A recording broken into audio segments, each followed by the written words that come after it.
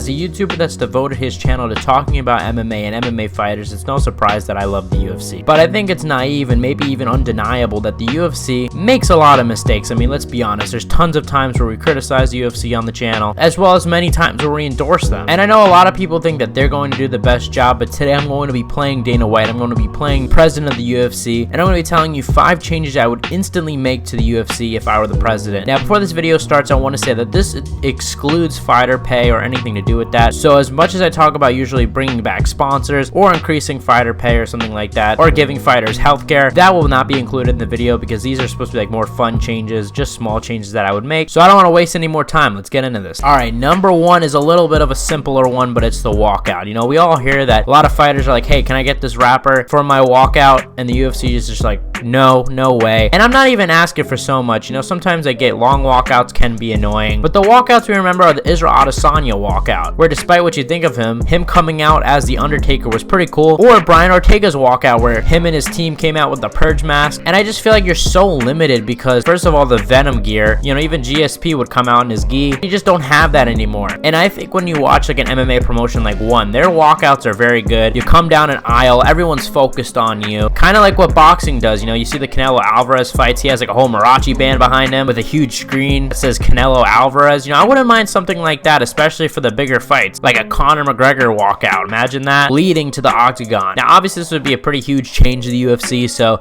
I don't expect this to happen, but like I said, this is just my opinion, and if I had like a magic wand, this is what I would change. All right, number 2 is something that I've talked about on the channel before. It's about interim belts, and you guys know I'm a big fan of interim belts. You know, a lot of people hate them. A lot of people say they're unnecessary, but at the end of the day, it's a number 1 contenders fight, and the number 1 contender gets paid as well. I don't mind it at all, and I think it's a fun idea, and at the end of the day, it helps stack a pay-per-view card. But I've always been bothered by this, even before I saw the tweet about this. Make interim belts silver. Like, this is just the easiest thing. I've been thinking this before anybody even tweeted it. I should have tweeted it originally because I was the original idea of this. Like, why are you gonna have 2 belts? Let's be real, the interim champ is not looked at as the champion. You know, when Cyril Gane won the interim belt, nobody was like, oh, Francis Ngannou who? Like, everyone knew Francis was the champ. Make them silver. I mean, it's like a second place holder, basically a glorified number 1 contenders position, and I think it would just look way cooler. I mean, you see edits that fans are making of it. I think it's miles better than just having 2 regular UFC belts. Like, you're trying to say the interim and the regular champ belts are held to the same standard? Not at all. All right, my 3rd change, more bigger press conferences. We used to have this back in the day with the big kickoff press conferences. Fighters from all over the summer or whatever, they would all get together for a big press conference. And I think we need to bring this back. I like that the UFC, especially last year, was starting to bring back earlier press conferences. Like they did a press conference for Usman and Edwards a month before they fought. It creates hype for the fights. You get great moments. I mean, without it, we wouldn't have had so many moments like DC and Jones going back and forth at the original press conference. Conor McGregor, who the fuck was that guy? Big press conferences of multiple events, or just the whole card, the whole prelims, everything like that, all the big fighters. They get a big pay-per-view stretch. Conor McGregor, Michael Chandler's there, as well as maybe John Jones if he wins the belt. Maybe Islam Volk rematch, something. Like,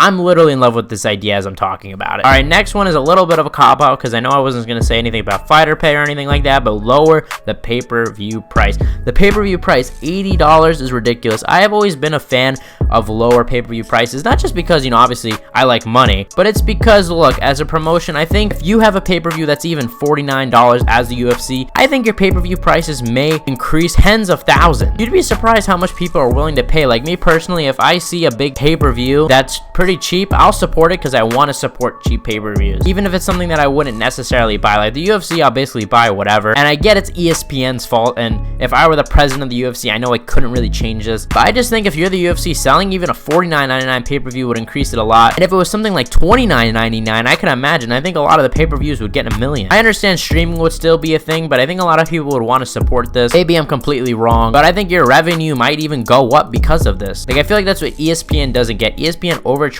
for their pay-per-views. Most of the time, like if I see a boxing pay-per-view, I'm just like, whatever, I'm not gonna buy this. I'm not that interested in it unless it's like a big fight, like a Tyson Fury fight or something like that. But anything else, I'm just like, whatever. I think you should lower the pay-per-view prices. I think people that are exposed to the sport will increase, therefore ticket sales will be in higher demand. I mean, I just think there's so many benefits to lowering the pay-per-view prices. I feel like ESPN is so short-sighted that they're just thinking, oh, money right here, but they're not thinking about the long-term plan, building up the platform. And not to say that the UFC needs building. I mean, the UFC is pretty pretty huge as it is. Like, there's definitely friends I have that I know would pay for a UFC pay-per-view if it wasn't $80. I mean, there's a lot of casual friends I have that come to me and ask me about this. None of them are willing to pay. Like, a lot of them are like, hey, I'll just find out on Instagram, on Twitter, whoever wins, and they don't really care. But I feel like if you have it at $29.99 or $39.99, hell, even $49.99, I feel like you're going to increase the viewership. And my final change, get rid of the Apex. I mean, this thing is ridiculous. The Apex was a savior for the UFC. I mean, that's what saved it. That's where they were able to go during the pandemic, as we all know, and it's where they host the Academy Award winning show Power Slap. And I know we all love Power Slap on the channel and watch it religiously every week, but I think it's time to get rid of this for a UFC event. Places are opened up. Like, the pandemic is 3 years ago. You can go anywhere in the world, basically. There's like no restrictions due to COVID. And I like with the Jan Marab fight, they're starting to bring it